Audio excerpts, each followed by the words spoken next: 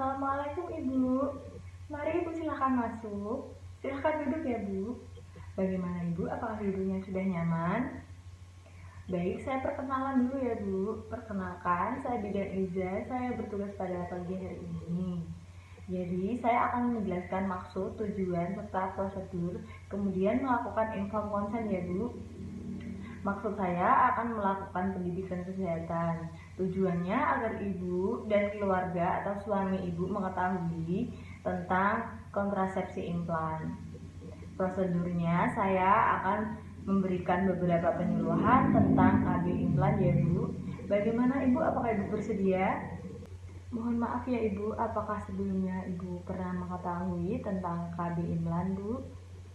Belum pernah Bu. Oh baik, saya jelaskan pengertian KB implan terlebih dahulu ya Bu. Jadi KB implan itu adalah salah satu jenis alat kontrasepsi yang berupa susuk yang terbentuk dari karet silastik, kemudian berisi hormon dan dipasangkan di lengan atas ibu.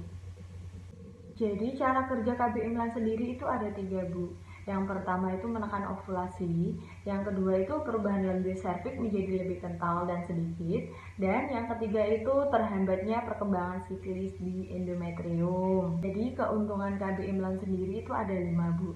Yang pertama, cocok digunakan untuk wanita yang tidak boleh menggunakan obat yang mengandung estrogen.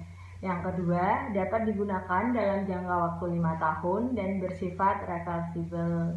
Yang ketiga, efek kontraseptif segera berakhir setelah implan dikeluarkan.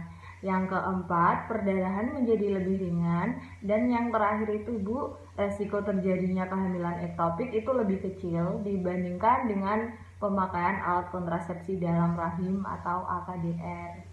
Kerugian KB implan sendiri ada 5 ya Bu. Yang pertama itu susuk KB atau implan itu harus dipasangkan oleh tenaga kesehatan yang berlatih. Yang kedua itu biasanya lebih mahal biayanya. Yang ketiga itu terjadi perubahan siklus haid. Yang keempat itu akseptor tidak boleh menghentikan implan secara sepihak atau kehendaknya sendiri. Dan yang terakhir itu biasanya ibu-ibu atau wanita-wanita yang sudah berkeluarga itu enggan menggunakan kontrasepsi ini karena kurang mengenalnya. Kontraindikasi yang tidak boleh memakai KB implan ya Bu. Yang pertama itu ada kehamilan atau disangka hamil. Yang kedua itu dengan penyakit hati akut. Yang ketiga itu dengan kanker payudara. Yang keempat itu dengan kelainan jiwa. Yang kelima itu dengan penyakit jantung, penyakit hipertensi atau penyakit darah tinggi. Kemudian ada diabetes mellitus atau gula. Yang keenam itu ada penyakit tromboemboli, dan yang terakhir itu ada kehamilan ektopik. Kemudian ada indikasi yang diperbolehkan menjalani KB implan ya Bu. Yang pertama itu wanita yang ingin menggunakan KB dalam jangka waktu yang lama, tapi tidak tersedia menjalani kontak atau menggunakan alat kontrasepsi dalam rahim.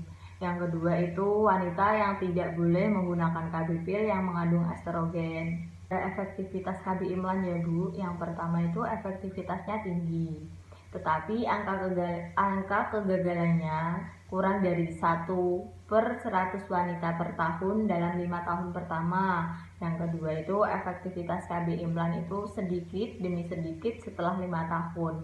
Pada tahun ke-6 kira-kira 2,5-3% itu akseptor menjadi hamil. Efek samping dari KB implan sendiri, yang pertama itu ada amenorea ya Bu. Yang kedua itu perdarahan bercak atau spotting. Yang ketiga itu ada perubahan nafsu makan. Perubahan nafsu makan sendiri itu ada pertambahan dan berkurangnya berat badan. Yang keempat ada ekspulsi. Dan yang terakhir itu ada infeksi pada daerah yang diinsersi. Waktu pemasangan KB implan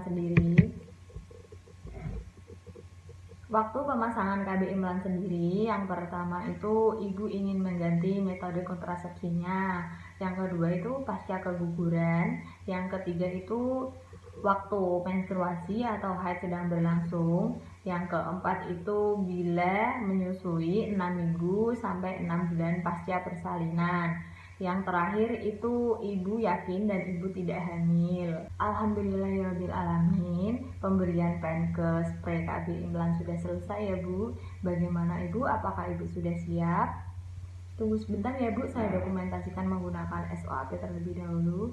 Terima kasih banyak Bu. Wassalamualaikum warahmatullahi wabarakatuh.